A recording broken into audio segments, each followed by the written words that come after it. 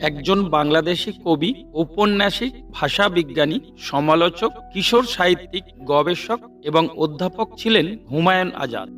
তিনি বাংলাদেশের অন্যতম প্রথা বিরোধী এবং বহুমাত্রিক লেখক, যিনি ধর্ম, মৌলবাদ, নারীবাদ ও রাজনীতি বিষয়ে তার বক্তব্যের জন্য মানুষের প্রিয় হয়ে ওঠেন। এই বিখ্যাত মানুষটির বাছাই করা সেরা উক্তিগুলি এই ভিডিওতে তুলে ধরা হলো। সত্যকে একবার বলতে হয়, সত্য বারবার বললে মিথ্যার মতো শোনায়। মিথ্যা বারবার বলতে হয়, মিথ্যা বারবার বললে সত্য বলে মনে হয়। শৃঙ্খল প্রিয় সিংহের থেকে স্বাধীন গাধা উত্তম। দ্বিতীয়, তৃতীয়, চতুর্থ, পঞ্চম প্রেম বলে কিছু নেই।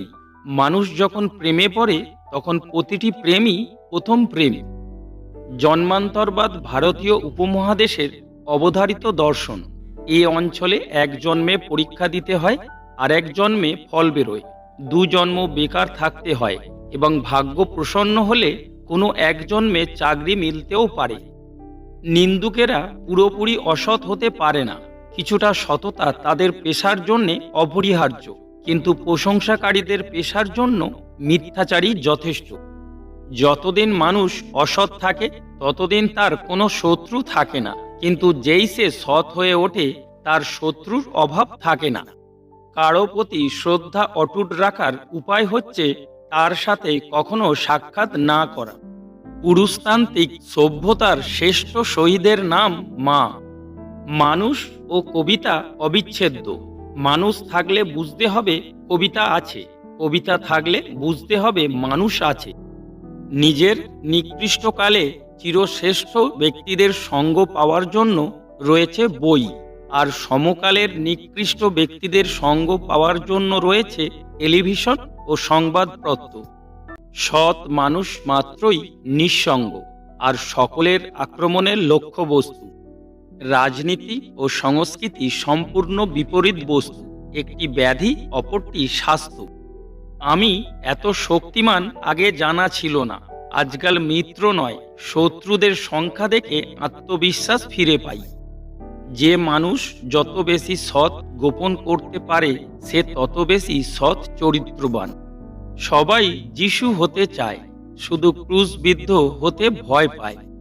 বুদ্ধিজীবী সাবধানে পাহারা দেয় নিজেকে, যাতে তার মুখ আর কলম থেকে এমন কিছু না বেরোয় যা তাকে বিতর্কের আগুনে জ্বালিয়ে পুড়িয়ে মারবে।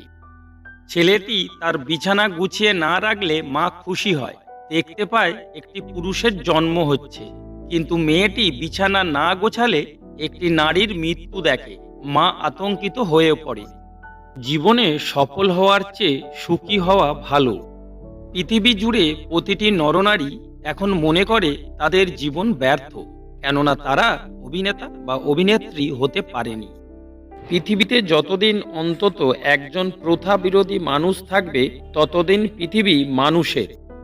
পুরুষ নারীকে বলেছে দেবী, শাশ্বতী, কল্যাণী, গৃহলক্ষ্মী, অর্ধেক কল্পনা, কিন্তু চেয়েছে চিরন্তন দাসী হিসাবে। মুসলমানকে বিশ্ববিদ্যালয়ে মানায় না, মানায় মাদ্রাসায়, যেখানে ১৫০০ বছর ধরে সবকিছু মুখস্থ করে ফেললেও জ্ঞানের জও জন্মে না।